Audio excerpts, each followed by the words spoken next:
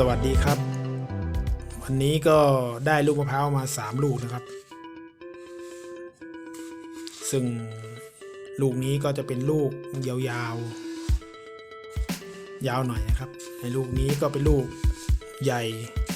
กลมๆอ้วนๆนะฮะลูกนี้ก็ลูกป้อมๆกลมๆซึ่งวันนี้ผมจะมา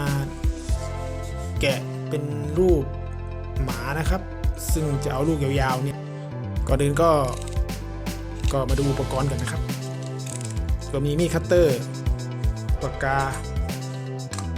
แล้วก็มีดทำครัวนะครับซึ่งเอาไว้ปอกมะพร้าวมีดทำครัวขาดไม่ได้ก็คือหินรับมีดแล้วก็มีหัวแรงอีกตัวหนึ่งนะครับเรียกว่าตัวบัตรจีเอาไว้จี้ลายนะครับซึ่งก่อนอื่นเลยเราก็ต้องเอาน้ำมะพร้าวมาปอกเปลือกก่อนนะครับเอาน้ำมะพร้าวมาปอกเปลือกก่อนนะครับซึ่งเราก็มาปอกเปลือกกันเสร็จแล้วนะครับก็เก็บรายละเอียดให้ลูกมะพร้าวเกลี้ยงๆเลยนะครับ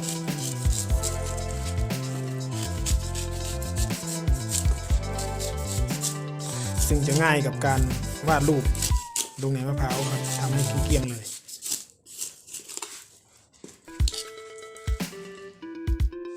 ครับหลังจากปอกเปลือกแล้วทำให้เกลี้ยงแล้วก็ต่อไปก็จะเป็นการวาดรูปนะครับซึ่งก่อนจะวาดรูปแล้วก็มาผ่าตรงท้องมะพร้าวก่อนนะครับเพื่อให้อีกด้านหนึ่งเรียบกับพื้นนะครับซึ่งหัวยาวด้านนี้เป็นด้านบนนะครับด้านนี้เป็นด้านล่างแล้วก็จะผ่าด้านล่างก่อนนะครับ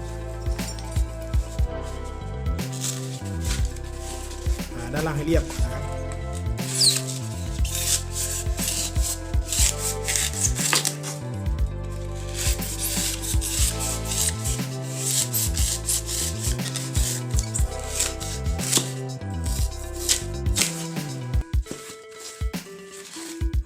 นี่นะครับด้านล่างเรียบ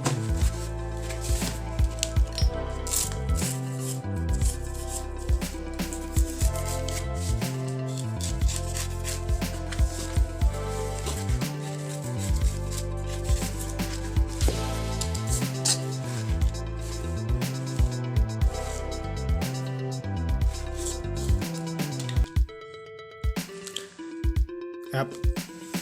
ต่อไปแล้วก็มาวาดรูปนะครับเราก็จะมาวาดรูปหมานะครับวาดจากส่วนหัวก่อนนี่ส่วนหัวนะครับ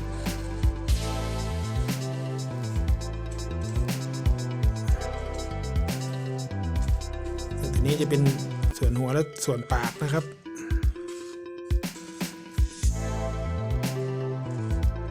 นี่เป็นส่วนหูนะครับ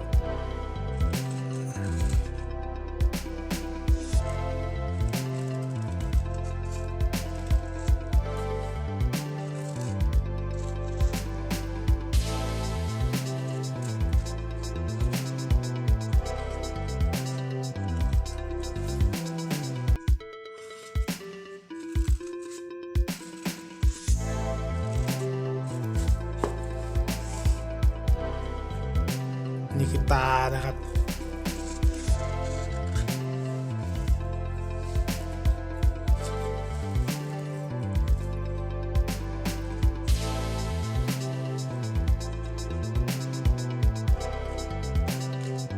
ตรงนี้คือขา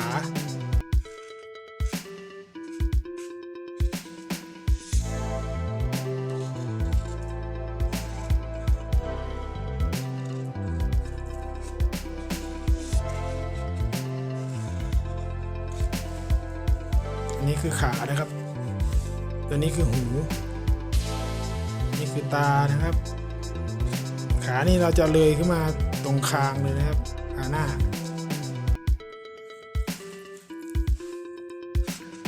เราจะดูออกไหมครับ อมานี่ก็คือลำตัวนะครับลำตัวมาส่วนก้นนะแล้วตรงนี้คือหางนะครับหางนี่จะเลยไปตรงนี้นะนี่คือหางนะครับ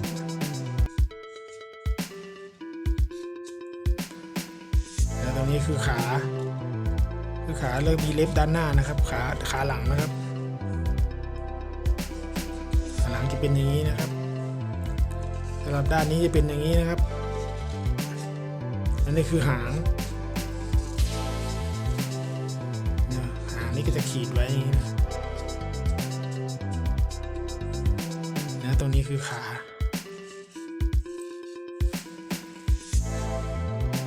ตรงนี้คือท้อง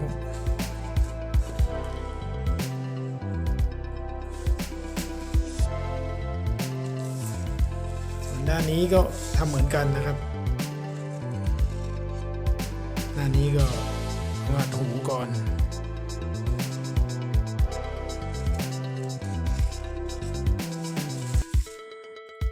ก็วาดส่วนจมูกก็วาดตาส่วนขาก็วาดมาทางเดิมนะครับ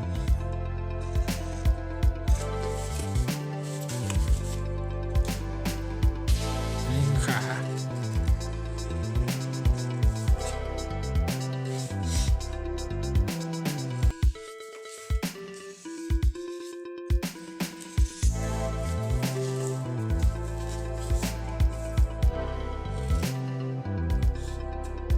นี่ก็คือขาหลัง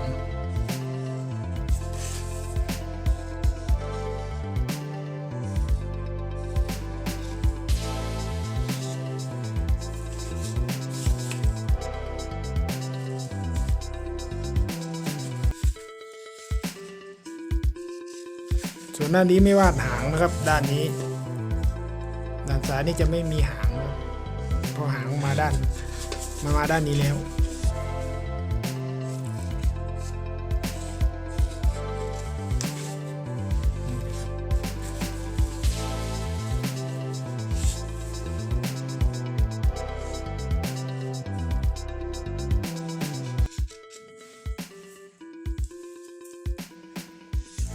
นี่คือขาหลัง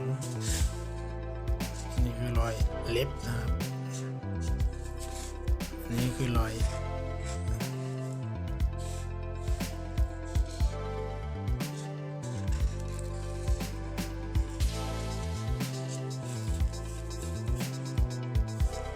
หมานอนลักษณะแบบหมอบนะครับ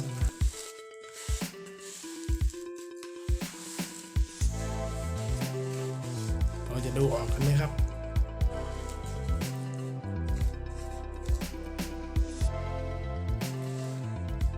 หูขาหน้านะครับนี่คือขาหลังอันนี้คือหางนะครับ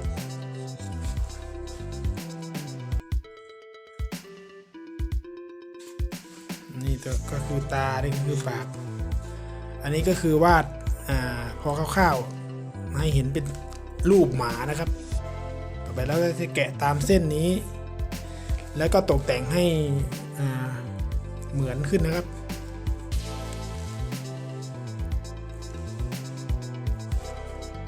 ต่อไปแล้วก็จะเป็นการแกะนะครับต่อไปก็จะเป็นการแกะนะครับเราก็เริ่มจากส่วนหัวก่อน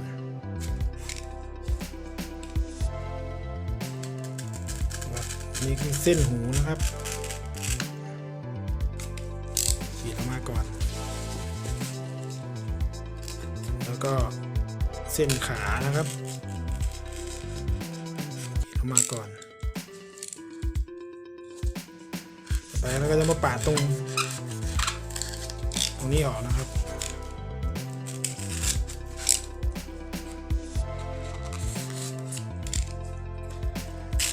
ใช้มีดควรระวังมือก่อนนะครับ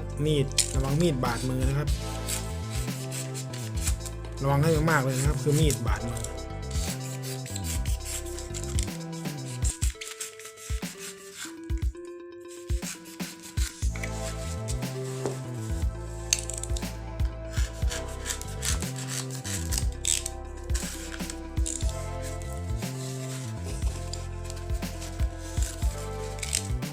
นี้ก็เหมือนกันนะครับ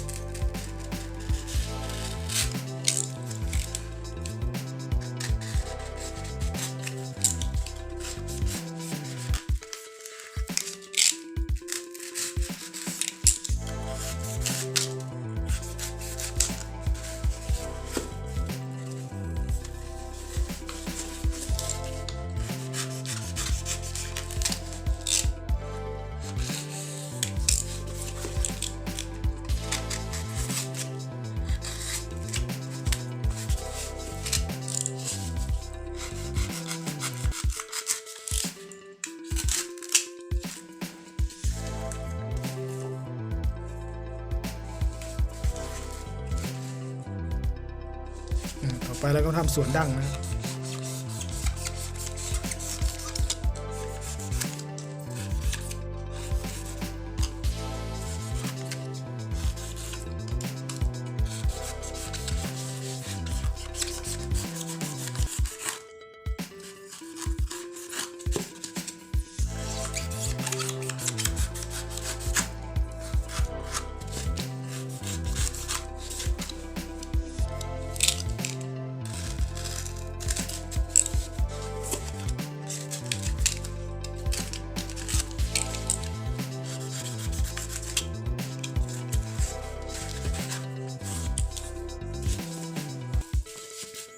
นี่ครับทำดั้งก่อนนะครับ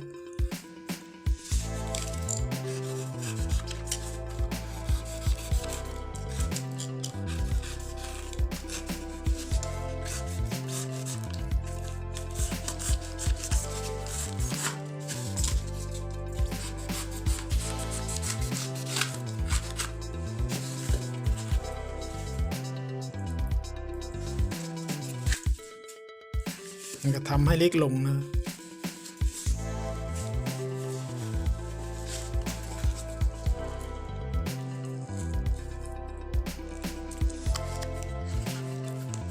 ครับส่วนนี้คือจมูกเรามาทำวาดตาก่อนนะวาดตาไว้ก่อน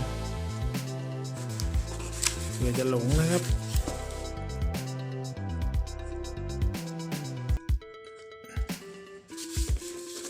นี่คือตาเรามาทำจมูกตรงนี้นะครับวาดไว้ก่อนนี่คือเส้นหู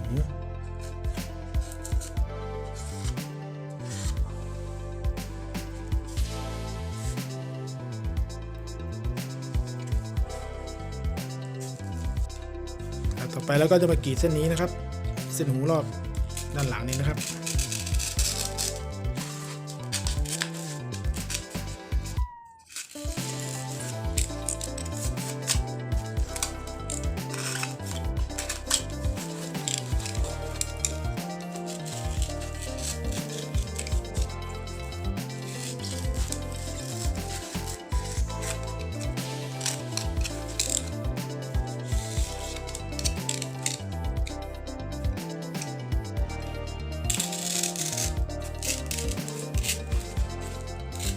ทำเส้นขาหน้าเลยนะครับ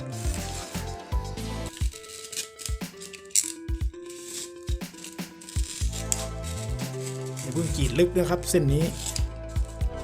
ก็กรีดไปเบาๆก่อนแล้วเราค่อยตกแต่งทีหลังแค่เอาแค่เป็นเส้นก่อน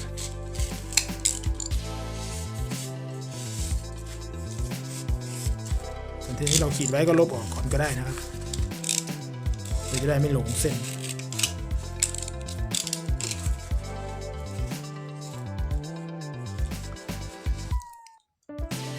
ต่อไปก็ขีด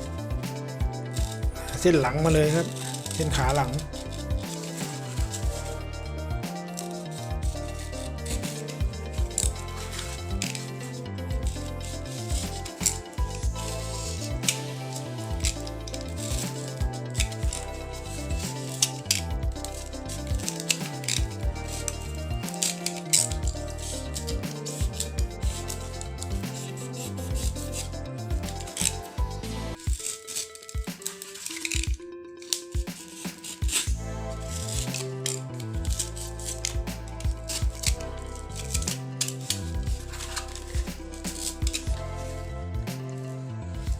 ซึ่งเส้นนี้จะเป็นขาหลังนะครับ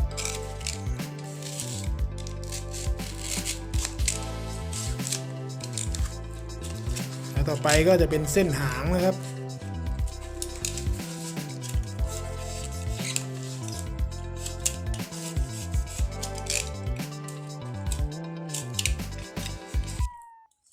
นี่ครับหางแล้วก็ขานะครับด้านใน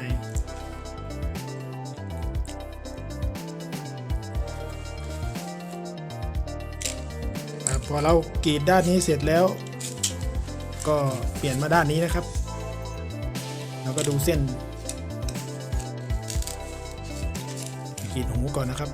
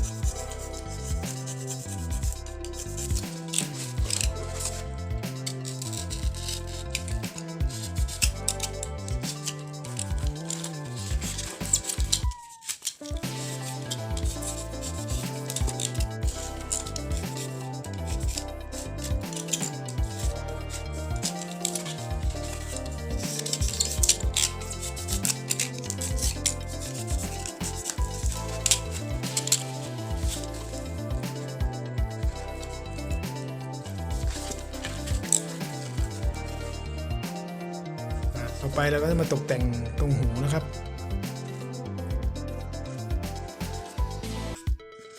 ตรงหน้าผาก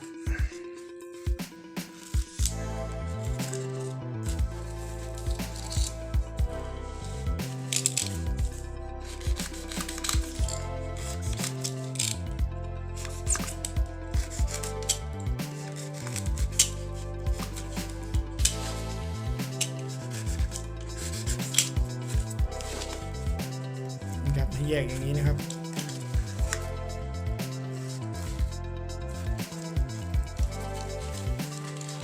ส่วนขาด้านหลังก็ให้แยกออกจากกันทำให้เป็นร่องนะครับ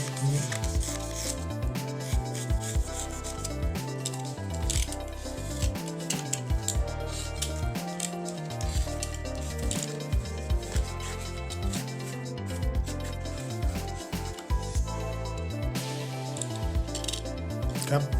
ก็ส่วนหูมาตรงลำคอนี่ก็ให้กิ้วหน่อยนะครับเพื่อจะได้แยกส่วนขาและก็ส่วนหัวออกเพื่อให้ดูชัดขึ้นนะครับเพื่อจะให้ดูเป็นหัวแล้วก็เป็นขามากขึ้นนะครับ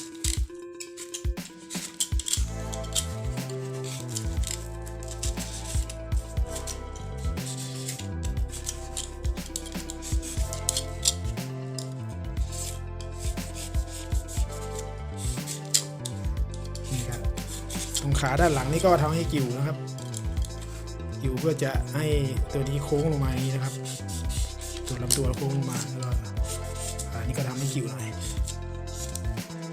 นี่แยกก็เป็นสัดส่วนนะครับคือขาหน้านี่คือขาแล้วส่วนลึกก็ให้ได้ครับ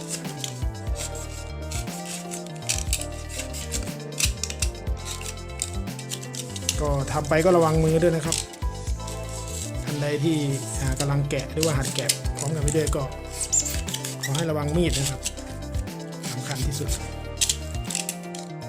ก็ไม่ต้องรีบนะครับระวังมีดบาดมือ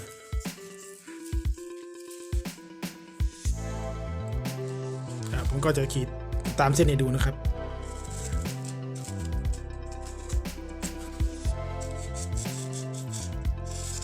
เพื่อภาพจะได้ชัดเจน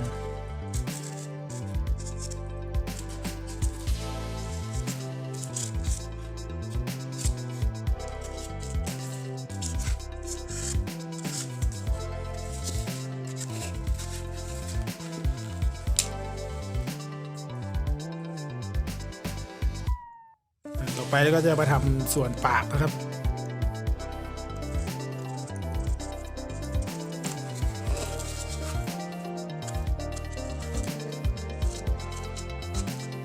ปากตัวจมูก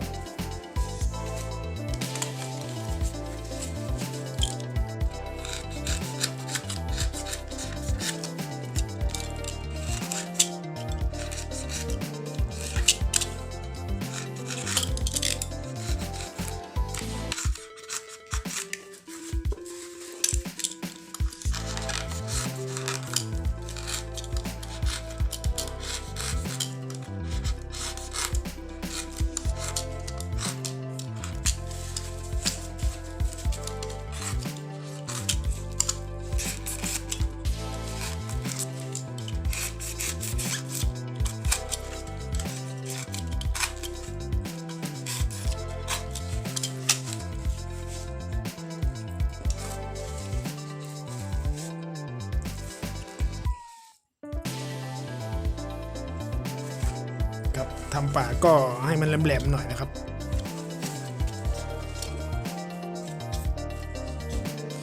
ซึ่งมะพร้าวบางลูกก็อาจจะไม่แน่นเหมือนลูกนี้นะครับก็ค่อยๆทำไป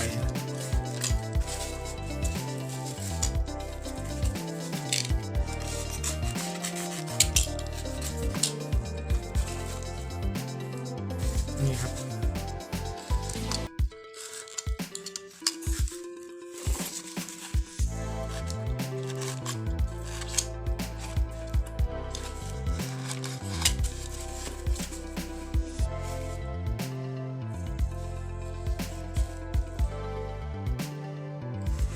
แล้วก็จะมาทำตรงปากและตาอีกทีนะครับ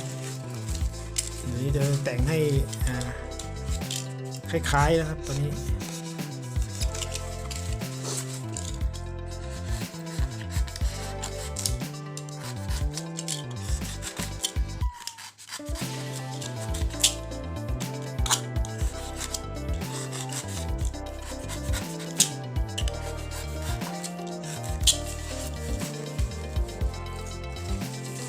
ซึ่งตัวนี้จะทำให้เว้าเข้าไปนะครับ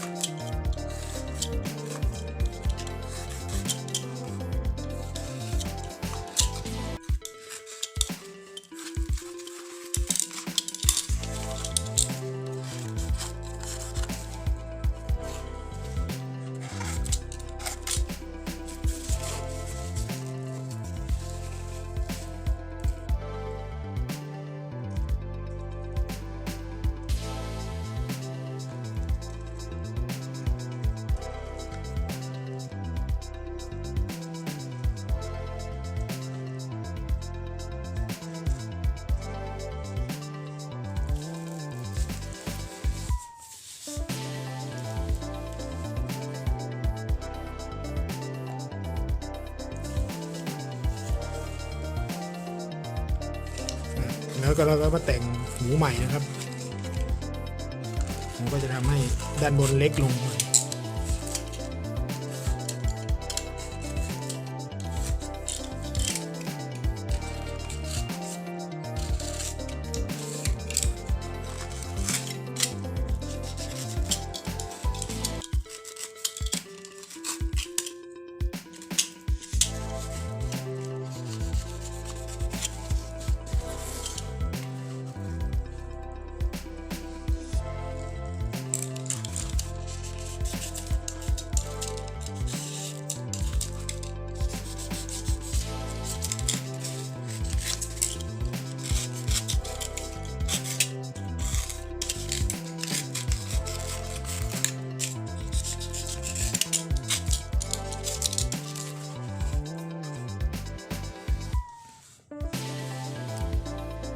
ครับก็ค่อยๆเก็บรายละเอียดไปนะครับ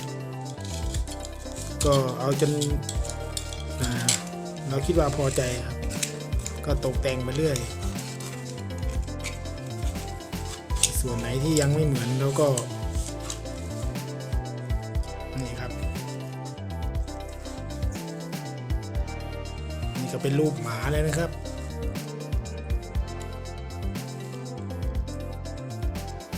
ต่อไปก็เราจะมาทำลายกันครับ ครับก่อนเราจะมาทำลายแล้วก็มาตกแต่งให้เรียบก่อนนะครับ โดยใช้แปรงเหล็กก็ค่อยๆถูไปนะครับอันนี้เพื่อจะไม่ให้มีรอยมีดนะครับเพื่อจะให้เรียบ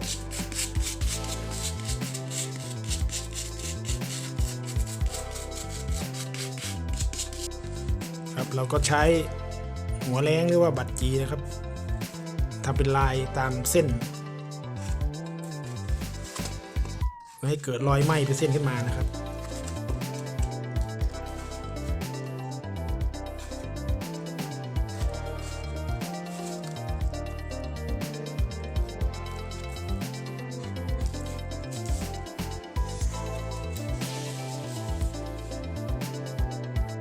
ครับสำหรับการแกะสลักมะพร้าวเป็นรูปน้องหมาของเราก็เสร็จแล้วนะครับก็ขอขอบคุณท่านที่เข้ามารับชมแล้วก็ขอขอบคุณท่านที่กดติดตามด้วยนะครับก็เจอกันใหม่คลิปหน้าครับผมสวัสดีครับ